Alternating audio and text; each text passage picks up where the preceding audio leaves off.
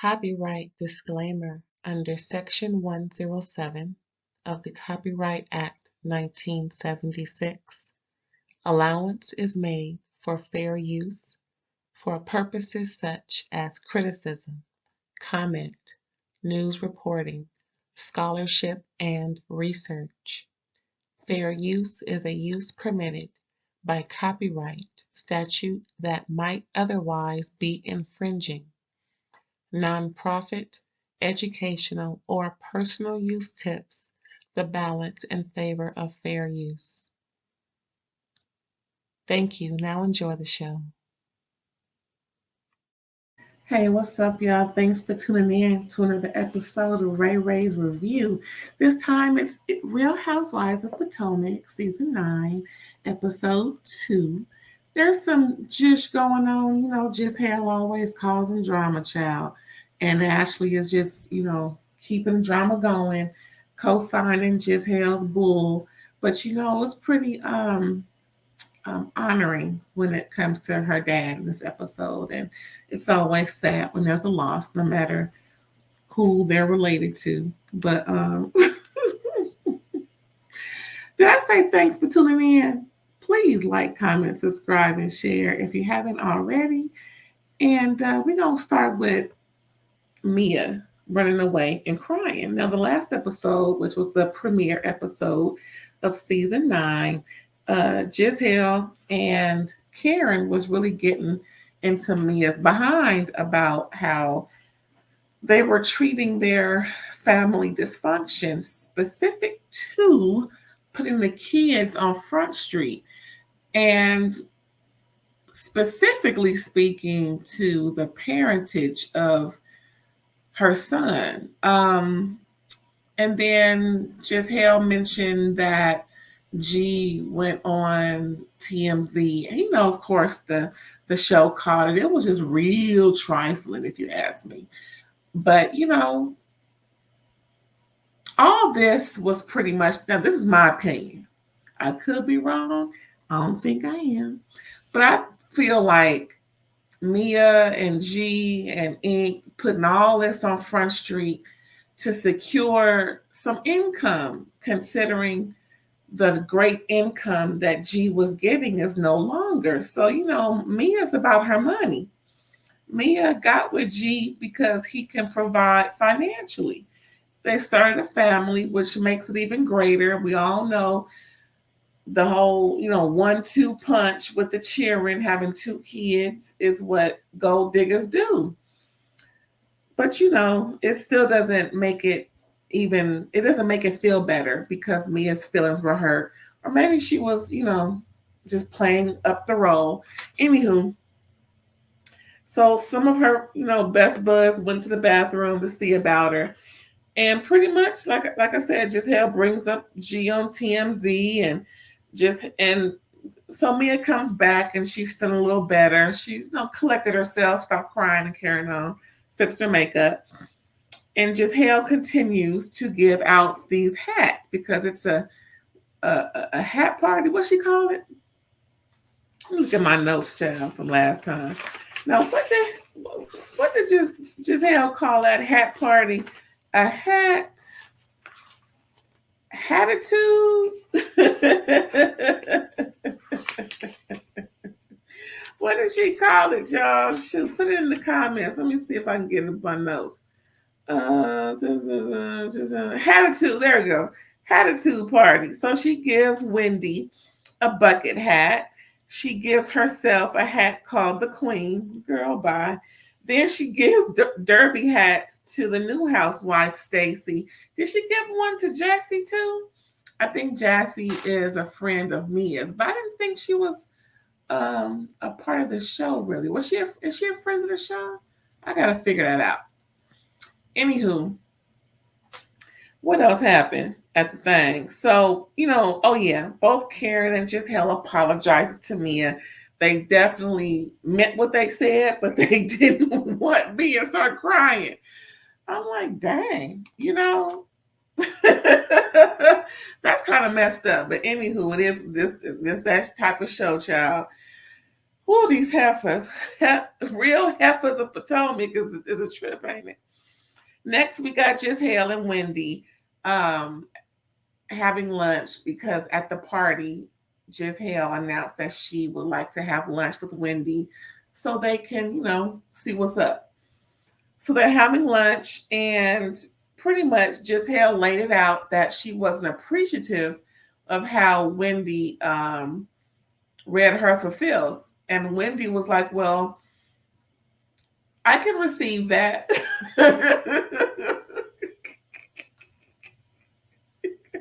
It's funny how these ladies trying to fluff up and trying to, make these, use certain vocabulary instead of just talking to each other like regular folks, like how I'm doing, girl. I don't like how you read me for filth.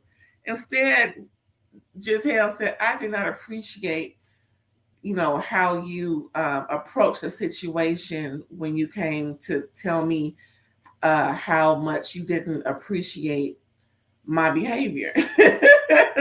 Now, I'm that ain't exactly what Gizzhell said, but that's pretty much how Gizzhell came. And Wendy just returned the serve. It was like, well, in kind, I didn't appreciate how you handle things. Like, bitch, if you can't take it, don't dish it. That's pretty much what it was, as far as I'm concerned. We all grown. Look, Gizzhell older than me. I think I'm older than Wendy. So come on now. It is what it is. I mean, grown ladies. So anyway, you can obviously tell that Gizzhell has been informed and about her behaviors and how she doesn't have her minion to back her up and continue the bull. And so she's trying to put herself in a different light so she wouldn't be such a pariah as she has made herself out to be these last 9 seasons or 8 seasons, child. It is what it is because everybody. Now, if y'all didn't know, that Essence article really made Gizzhell look like the bottom of the barrel, lowbrow, loving hip hop ish type of chick. And that's pretty much how she's been behaving. But that Essence article, child, talk about reading somebody for filth. Go check it out. It came out, in 2023? About 18 months ago? Child, that was embarrassing. See, when prestigious folks embarrass you and read you for filth, it's time to reflect. And I believe that article has a direct correlation to why she is inviting Wendy to things now, actually wanting to engage with Wendy and not trying to shut Wendy out, because Wendy ain't going nowhere. Wendy has remained queen of this show, and she does not like Mariah Huck said, I will not come down off my chariot to throw tomatoes with you. Okay? Go ahead, Wendy. She got Gizzhell groveling without actually sounding like she groveling, but it do kind of sound like it. Go ahead and watch the show if you haven't, child. That's what it sounds like to me. What else happened? So that's pretty much it. They had a cute little lunch. They was, laughing and giggling by the time it was over. So they're going to be all right. But Wendy still, ain't going to be best buds with her, but it's all good. Stacey talks about separation. We're talking, now we're in Stacey's house. And so pretty much they have a daughter. And so she's they call them au pair, same thing as maid, same thing as, a sitter, child, au pair. Girl, bye. I'm just saying, this is the same thing. She got her a babysitter / maid / tutor, somebody to help her with her child, and help clean up, okay? So Stacey's talking about the separation that her daughter doesn't know about. Her and her estranged husband are keeping the household together while Stacey has her own place. And, she's doing her thing at her own place. But when it's time for them to come together, which is most often so that the daughter won't think anything is different. However, the husband sleeps in a separate room in the house. So I wonder how that plays out, because she didn't really get into detail about the daughter knowing that he's sleeping not in the same room as mommy anymore. But I guess we'll find that out later. Um,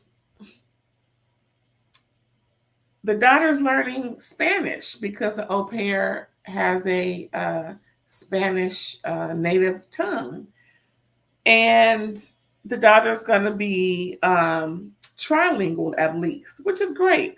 But I would hope that in, instead of learning Spanish, that she would learn more of an a language that would help her in with in the longevity of her education and future earnings. Because there's really, in my opinion, learning Spanish is okay, but it's not one of those languages that she needs to know that's a part of the higher learning crew.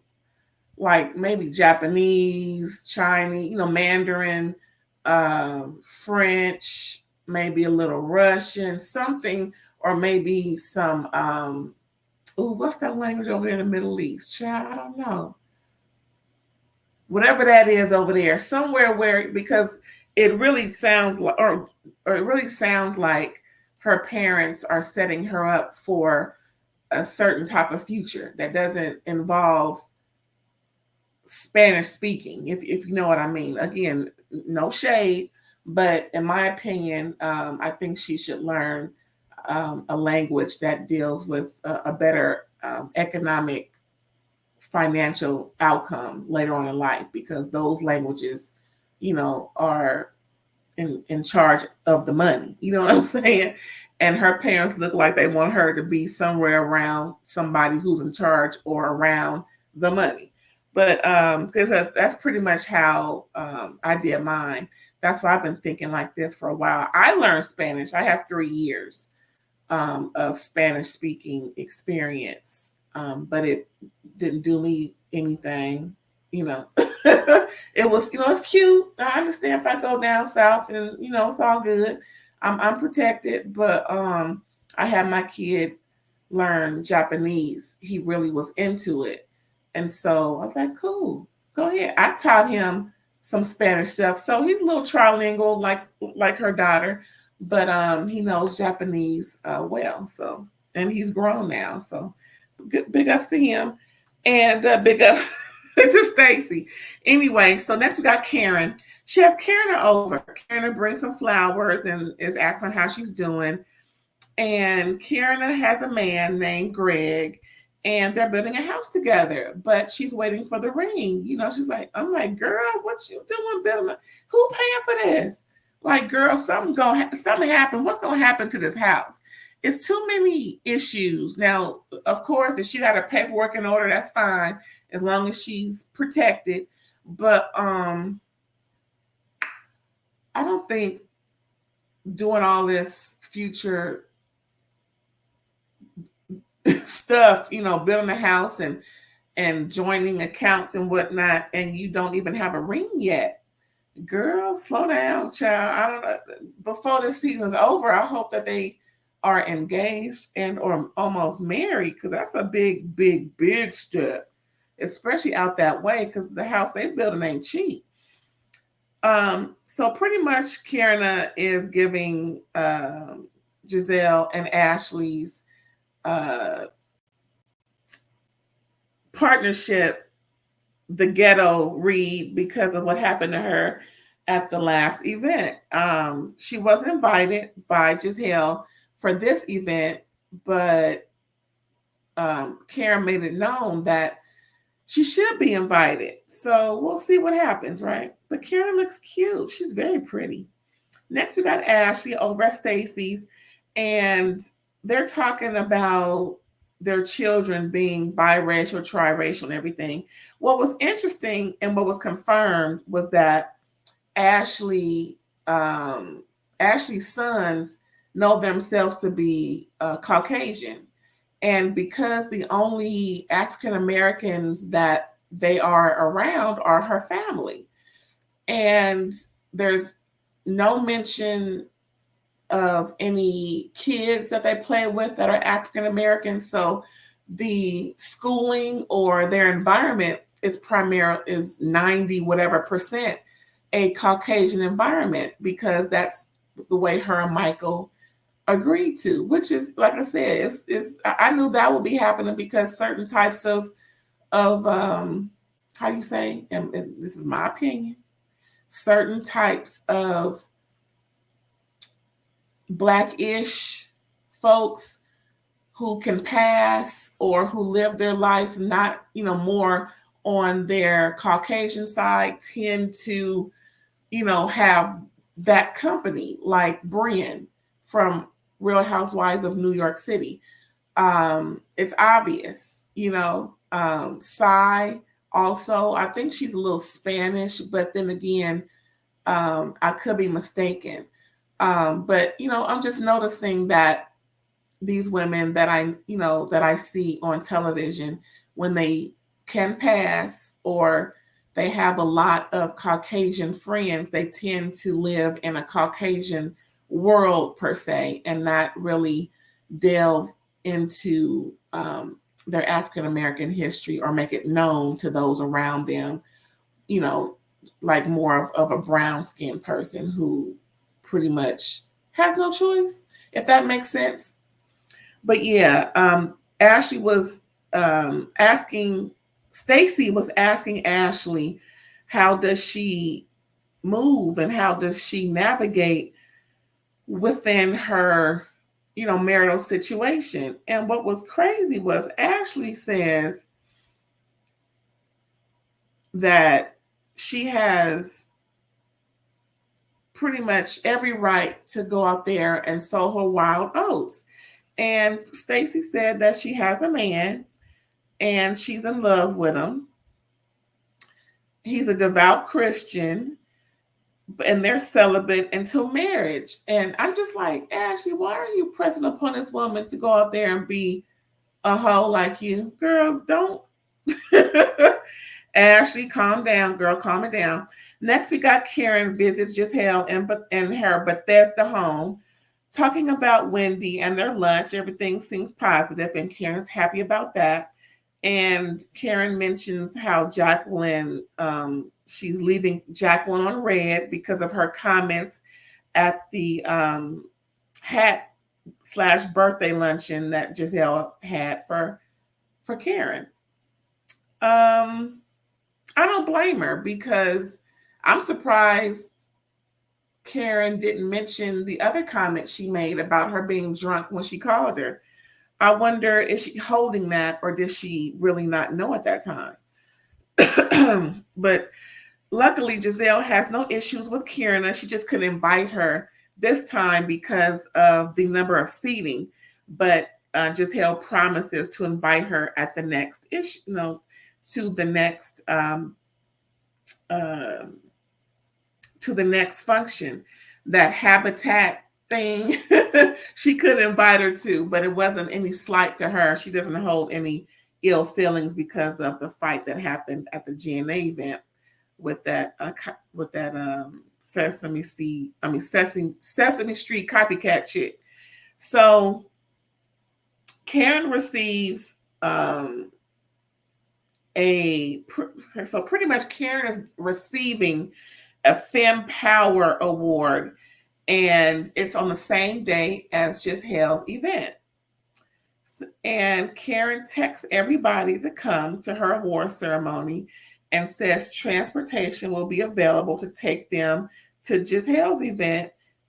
And it makes little red flags because people are like, wow, so everybody's like, how are we going to do this? Or what time are we going to leave? Or what time are we going to get there? My thing is they should get there as soon as it starts at 6 to have a lot more time with Karen, and hopefully they'll see her get her award, and then everybody can go over to Gizzhell's and Ashley's event. Let's see what happened. So it's the event day, right? And pretty much this event is for honoring her dad. who passed away from a brain tumor 12 days after finding out. Wow, only had 12 days. That's really heartbreaking. And pretty much it's to host the Brain Tumor Society. And, hopefully, folks will give donations to help out. And so the GNA is sponsoring it. And Gizzhell's not happy that Karen invited everybody for on the same day as the event. Now, Ashley is going along with Gizzhell, but she's not really giving the appropriate responses to the ladies when they come and talk to Ashley about it. So on the day on the day of the event, Vivian shows up to the GNA event. Because she answered this RSVP first. And so Gizzhell was like, well, that's how you're supposed to do it. You're not supposed to invite people on the same day to your event. And because it creates issues with transportation. They're in DC, plus it's raining. So, it's really, kind of messed up in Gizzhell's eyes. But Ashley doesn't really see it that way. Ashley gets a call from the ladies who are asking Ashley, pretty much what was a good time to come. And Ashley was like, be here by 8. They were like, how about 8:30? Ashley was like, be here by 8. However, when Ashley talked with Gizzhell before that call, Gizzhell was like, they should be here by 7:30, maybe 7. I think that Ashley should have communicated that to them so that they can know where Gizzhell stands. But Ashley's trying to appease everybody because to be honest, it's both of their event, GNA, but Ashley is giving point to Gizzhell because it's honoring her father. And I'm pretty sure that's why Ashley isn't really being forthcoming with the other ladies about what time that they should be there. So pretty much Keirna and Wendy say, well, y'all can go, but if we don't see Karen get her award by the time it's time to go, then y'all can go and we'll Uber over because we want to see Karen get her award. We want to stay for that. And plus, they're more on Karen's side anyway. They're like, well, Gizzhell. And, that's it on that. But luckily, they were done by 7:30, I think. But Karen didn't get her award yet. So only a few of the ladies went over to the GNA event. As soon as they get there, Gizzhell notices that it was Mia and Jassy and Stacy, and they stroll in, and Gizzhell immediately tells them they got to go and call security. Child, she actually made a scene and called security to come over there to escort these ladies out. This big old burly man just come over there like, okay, I'm ready. I'm like, oh my goodness, I couldn't believe Gizzhell did that. But then again, I can because that's Gizzhell. Okay. Karen finds out about Jacqueline's remarks, and Karen is livid at her remarks. She's just not cute. But the thing is, when Gizzhell spoke with Vivian, she made Vivian seem like the ladies weren't coming. But Vivian, Gizzhell always says things so that she's painted out to be the victim. But it was obviously not the case when she should have said, well, they're going over to Karen's first, and hopefully they'll be able to, enjoy this event. Something to that effect. How about that? That would have been better. But then again, it's Gizzhell. So I think that was pretty much it with season 9, episode 2, Real Housewives of Potomac. We're going to see these heifers next week with episode 3. And let me hope you enjoyed this review with Real Housewives of Potomac. And we'll see you next time. Please don't forget to like, comment, and subscribe if you haven't already. And share it with folks. I'll see you later. Bye.